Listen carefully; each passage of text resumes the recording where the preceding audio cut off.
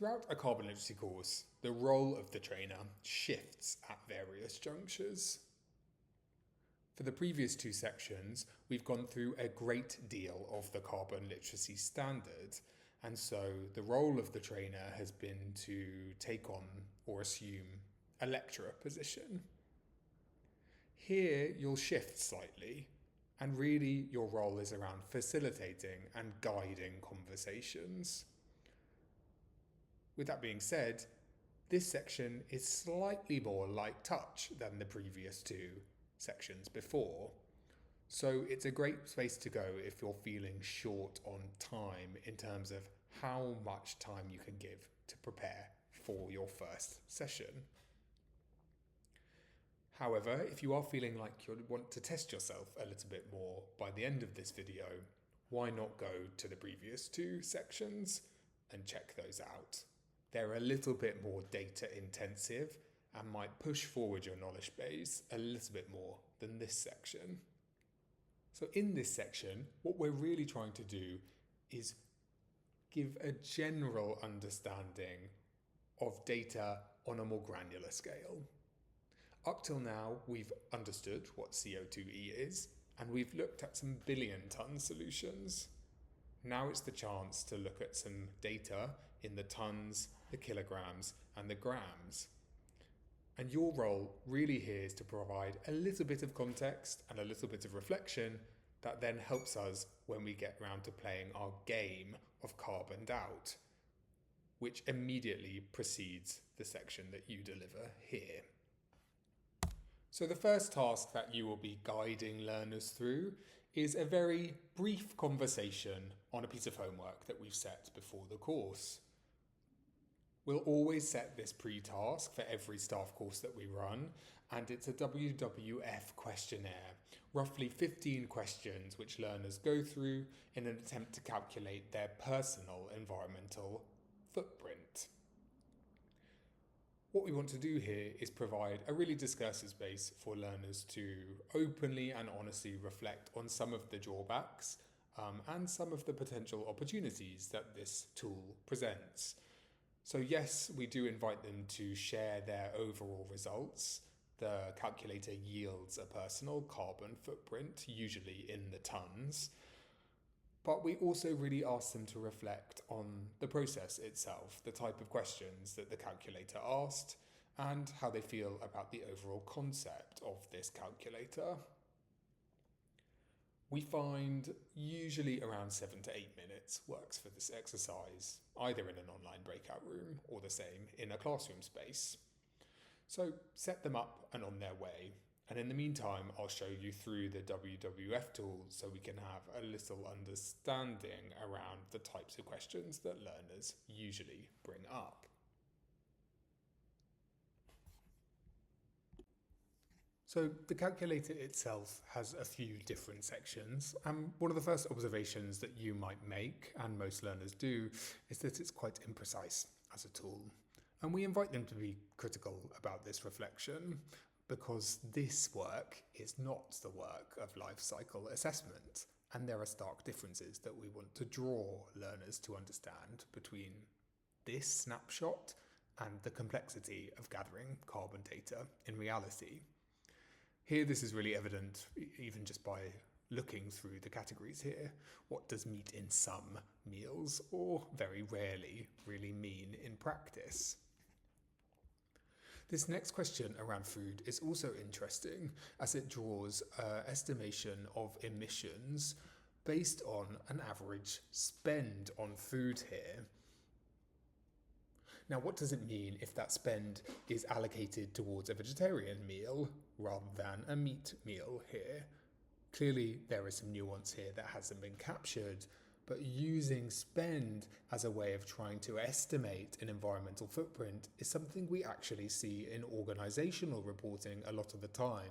So as crude as this methodology is, it's not like this methodology isn't also applied in organizational settings or contexts when we start to look at bigger data sets.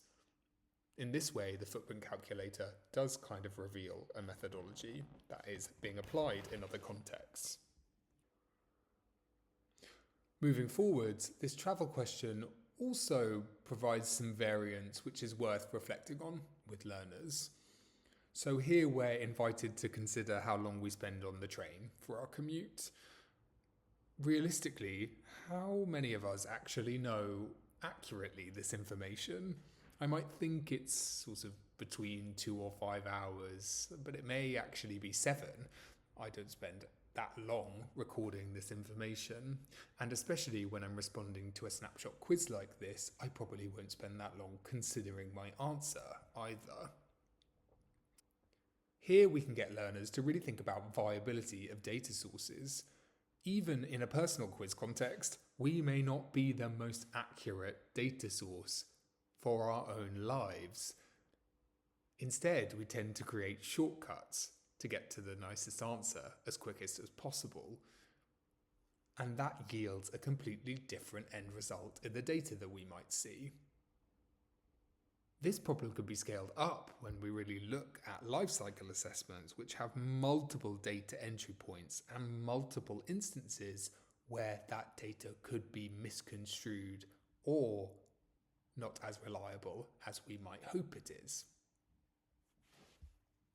Moving forward, this question comes after one around how many flights you might take per year and where you fly to.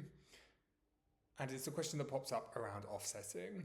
Learners may or may not have heard of this before, or may have questions around offsetting mechanisms. If you wish to at this moment, you might take a clarifying question from others in the room. What do we know? What does this mean? What's your understanding of this? Have you ever offset a flight before? But really, there's no need to spend too long on this question in the context of this particular conversation. Instead, you might say to learners that this is something we will explore later on in the course. We tend to look at offsetting when we delve into an institutional or organisational case study. And this is a great place to really understand emissions and what we can do to reach net zero as a potential organisational target. So hold it as a question for a short amount of time before moving on.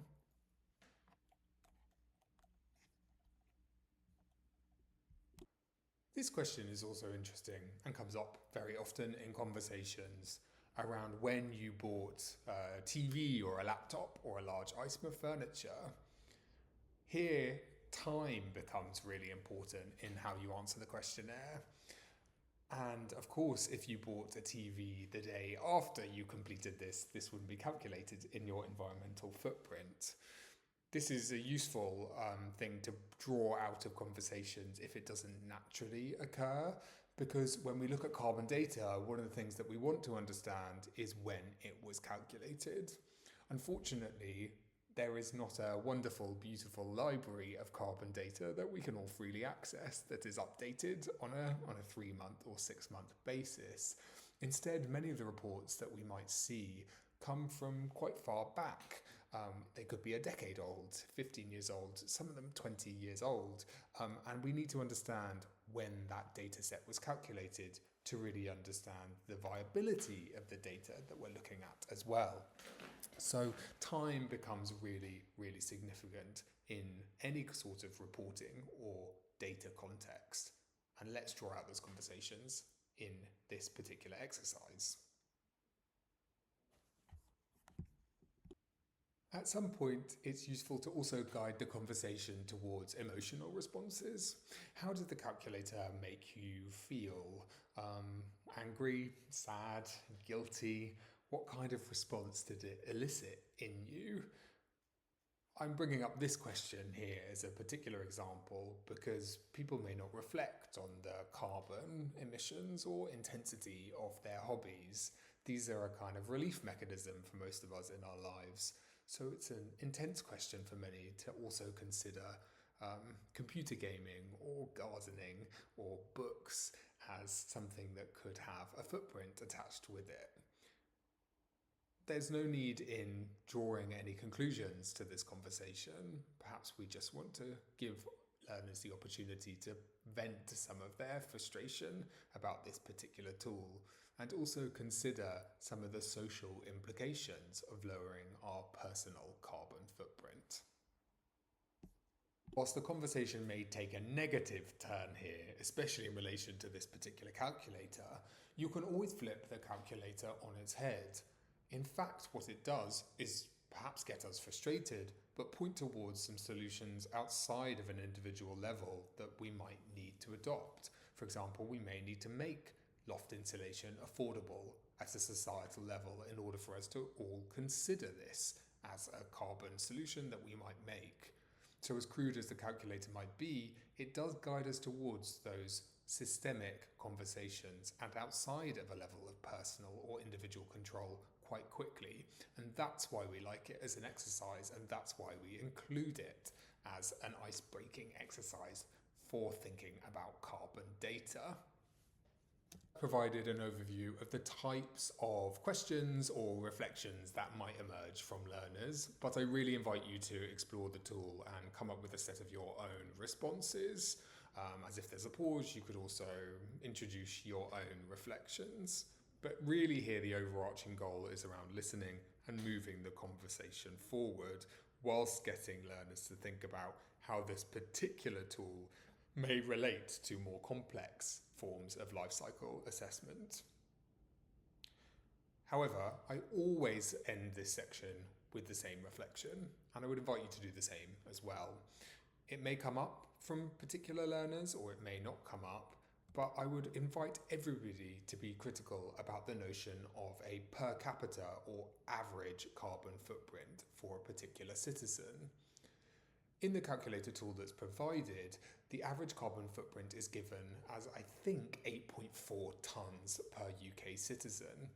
And learners usually have a bit of fun assessing if they are above or below the national UK carbon footprint. However, although I hate to burst their bubble, the carbon footprint that is given here as a national average for the UK is really just an estimation based on those who've already taken the quiz that they took as well. So it's not a true UK average, but more a UK average that is skewed by a representation of data from people who've actually taken a carbon calculator tool exercise. And we can imagine that isn't everybody in the UK, but perhaps those who've either been involved in some sort of environmental course or been on a carbon literacy course like the one they are today. So this notion of averages is further complicated when we look at different data sets. And here we can see an average for the UK which falls down to 4.6 tonnes. This is a government report, and here we're looking first of all at CO2 and not CO2e, and this is a critical observation to make, as carbon data is very different from carbon dioxide equivalent data. How could this get so low? Almost half of the 8.4 given in the WWF calculator tool. Well, this is simply because we remove aviation, international shipping and trade from most national averages. They're too complex to factor in when we look at a national average statistic here, but remove those from the UK's national average and we really heavily look at the decarbonisation of our national grid, which we have been doing very well on. However, we're not looking at the flow of international goods in and out of the UK, which, as you might imagine, would yield perhaps a different average per capita figure here. So we have 8.4 tonnes from the calculator tool and 4.6 tonnes in this particular piece of data.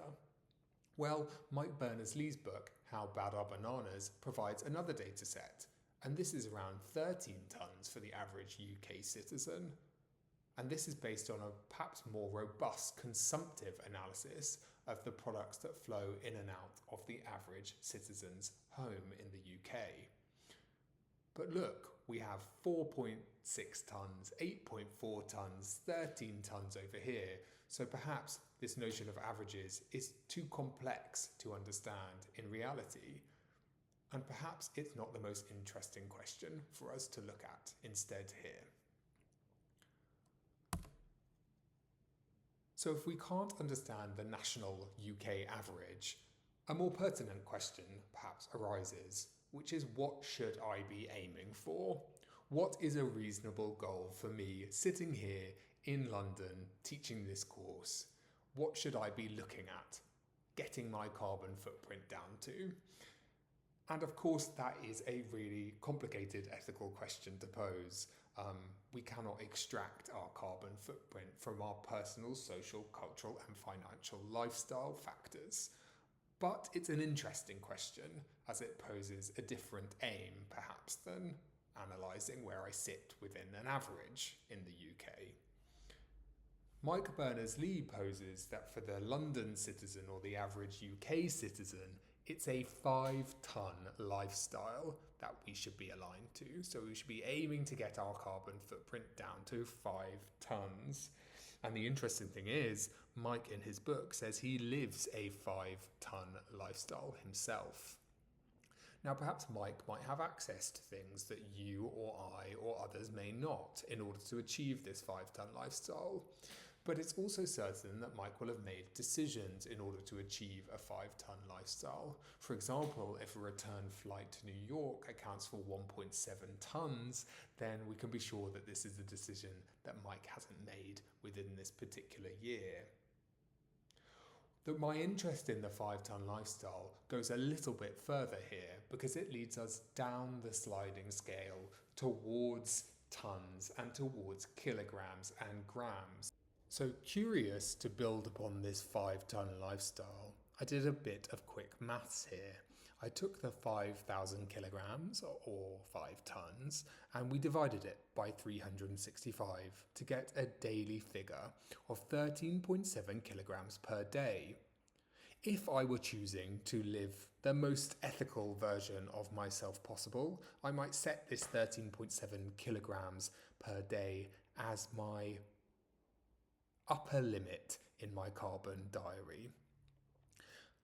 I like to present this 13.7 kilograms as it's a useful barometer for the data we're about to look at. So, does one particular product or process that I've never considered before blow my daily budget? Or do I not need to worry about something because it sits fairly small and fairly neatly within this 13.7 kilograms? Let's explore a few data sets before we set up for our game, where we'll look at numerous data sets across various sectors and industries. One thing that perhaps didn't come up in our reflective conversations around the carbon calculator tool, but that's worth re-emphasizing before we play our carboned out game, is that whenever we look at CO2 data, we're only getting a snapshot of environmental impact. So going back to our planetary boundaries, which we introduced at the start of the course, here we might think of CO2 as really only one impact category. And instead, there's a burgeoning need for multiple impact categories to be included in any environmental impact assessment report. For that matter, we could also look at the data we're about to explore together through an entirely different lens. So we might run a human toxicity exercise or look at water use or land use in relation to any kind of product or process. So this is a drawback of really the carbon calculator tool that you just ran, and also an admitted drawback of this particular course, where we would expect, particularly in fashion, particularly in the built environment, a broader approach to environmental impact assessment beyond CO2. To briefly touch on life cycle assessment, all I will say is this is really complex work. So when we look at an LCA report for a particular product, you can imagine we're looking at an Excel spreadsheet. This Excel spreadsheet will have been built upon the input of lots of raw data. This data is input across multiple stages of the life cycle of a product. And the most important thing to flag here or to consider is which stage we might be looking at when we're looking at any data set for a particular product. Are we looking at just one phase of a particular product or process, perhaps the manufacturing phase? Or are we looking at a full LCA here, including a disposal and potentially even a reuse component for a particular product? This is the first critical question we should look at whenever we're looking at any carbon data. And I would invite you to keep this question in mind when you explore the data sets that we're about to look at together, because it's not always the case that it's a full life cycle assessment that we're looking at with a particular piece of carbon data. So with that in mind, I usually throw the question back to learners at this point. How bad are bananas? But look, I've also given you a data set here, 110 grams of CO2e. With that CO2e in mind, do you think bananas are good? Do you think bananas are bad? Or do you think they're somewhere in between as a product? Let's assess them just on their environmental footprint and not on how much you like or dislike a banana. Here are listed a few responses from learners, good or bad, before really getting them to reflect on that 110 grams. Now, if we take the 110 grams and think about how many bananas we could eat and still be within our 13.7 kilograms super ethical lifestyle, well, it's quite a huge number. Something like 124 bananas, I think. And of course, this is ridiculous. We would not recommend eating 124 bananas in one day. And of course, this would require us to have no lighting, no heating, and absolutely do nothing for the day other than eating bananas. So this is not what we're suggesting here. But when we look at the carbon footprint of bananas, actually it's comparatively low to any other food source. So fruits, vegetables, all have an associated low carbon footprint with them. Some learners might reflect on the distance travelled here, and it's important to observe and clarify with everybody in the room that we are looking at London and UK based data here. So of course this would look different if we recorded the data in a different part of the world. But yes, this banana has travelled on a ship to get to the UK. However, when we look at the transport associated with most products, and this is not just food products, but also garments or any kind of product that's shipped internationally, in fact, the transport tends to be relatively low in terms of its overall emissions. Instead, with bananas, what we would look at is land use and definitely fertilizer use as one of the more emitting components of that particular banana. So it's not always as transparent as we might think it might be, and data might reveal some untruths that we haven't considered. So that's just one data set. And now I invite learners to be critical through the rest of the data that we're about to look at. Here you would hand over your section to our facilitators for Carboned Out, who will set learners up for a fun hour's worth of play looking at data in a range of different contexts.